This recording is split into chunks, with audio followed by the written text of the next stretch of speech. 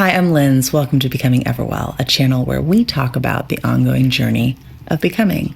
In today's life learning episode for Midlife You, we're talking about when to say yes and when to say no.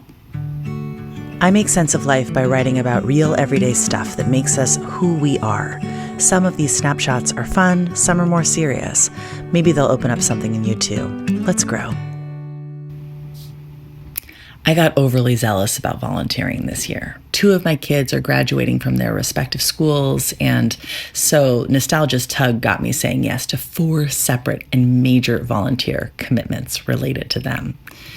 Having made it to the other side of one of them, a holiday market at my son's elementary school that I'd agreed to chair, which was both a festive success and a sleep-depriving undertaking, I'm grateful that it's over.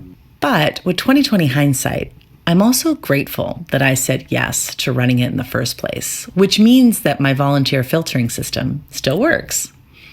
What filter, you may be wondering? Well, I'd love to share. For those of you who are stretched in your volunteer roles, this one's for you.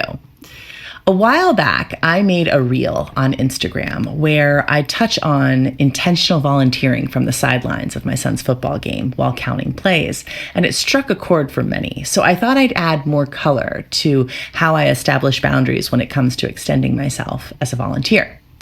First, I've got to remark that I'm regularly astonished by the incredible drive, passion, and generosity that fuels the network of our much-needed volunteers. And I'm proud to be one who volunteers for the good of my community and of our shared world. But admittedly, about 8 years ago, I OD'd on volunteering. At the time, my kids were little, and I felt like I had a full-time, unpaid job as the president of the Parent Association at my kids' school, the co-chair of a local nonprofit fund, the head of 3 hefty committees at my church, and as a room parent. In my various circle, word was out that I was a reliable and competent volunteer, and the request for my involvement steadily increased. As my professional life shifted when I started my business, I determined that although I value volunteering, I was overextended and needed a change, which is why I created a filter to ensure that all of my volunteer commitments were intentional. And ever since, I've made every volunteer decision by using this life-changing filter.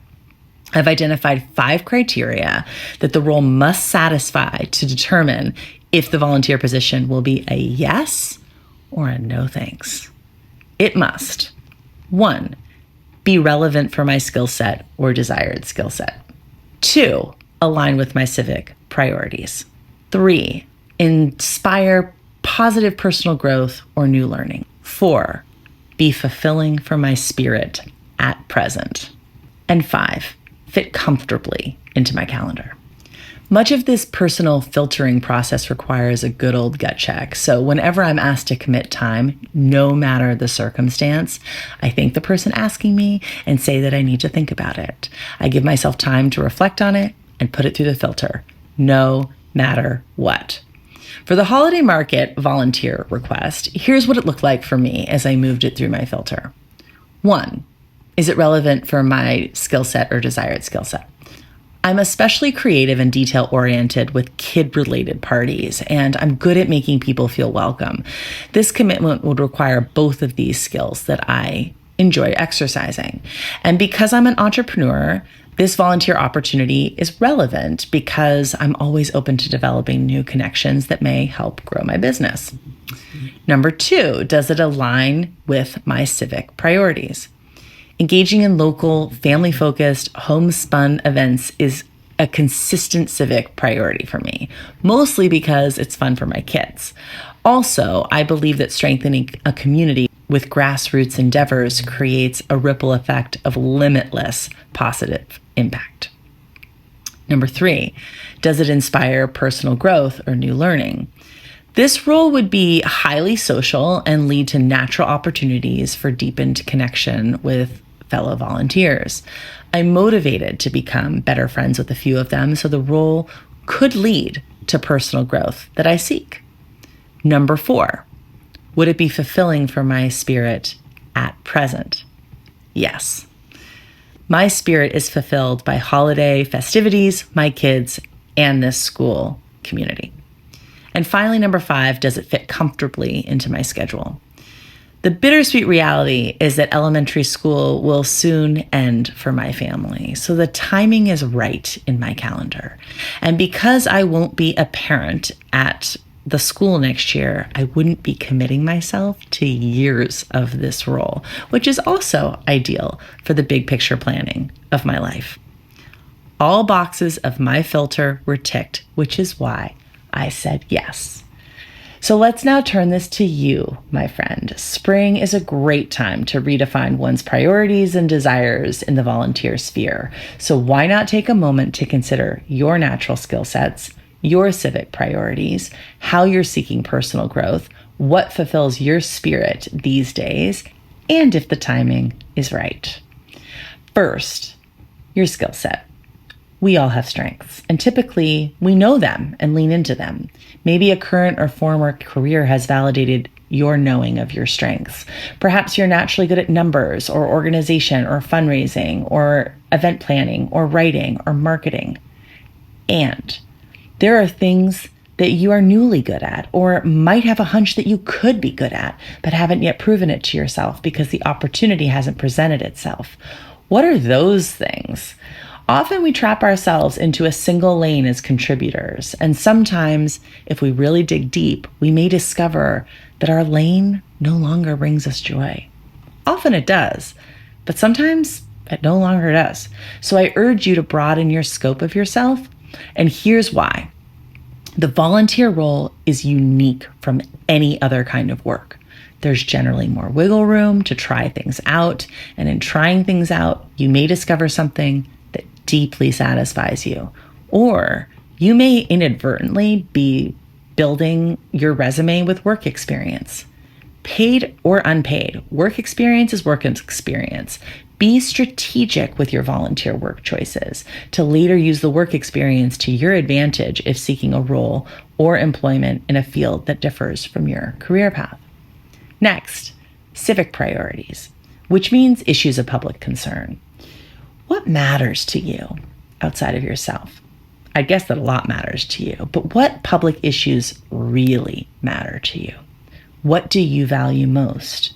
This is an honest conversation to have with yourself, or one worth having with a trusted friend. To ultimately identify your civic priorities, you might flirt with this notion. If you had endless funds with which you could be entirely generous in ways that would not benefit you personally, how would you choose to be generous? How would you allocate that money? Then, grounding yourself and being mindful of the fact that we all have limited resources, prioritize how you'd be generous. And now, how are you seeking personal growth? I wonder, do you make space to nurture your self-development? Do you give yourself permission between all of your other priorities and obligations to actually explore your personhood and how you're naturally growing and how you're itching to evolve? Because you are evolving, always have been, always will be. Volunteer work can be the ideal platform to quench the little curiosities of growth that are percolating within. To figure out what fulfills your spirit at present, I encourage you to take the time to create a list of all the ways that you actively volunteer your time. Maybe that's time to your alma mater, to your child's school, to a faith community, to your extended family or close friends, to any foundations or nonprofits, to a particular population of people, to the arts, to historical preservation, to educational platforms, to athletic organizations, to the environment, to animals, to a club, to a local community, to your political affiliation, to social issues. However you allocate your volunteer time, write it down. Then scan your list and determine what actually brings you joy versus what turns you off.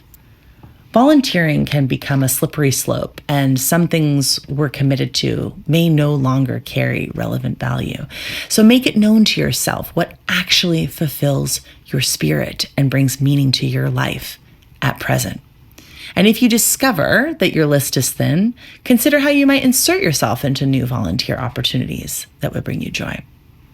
Finally, your calendar. Timing matters.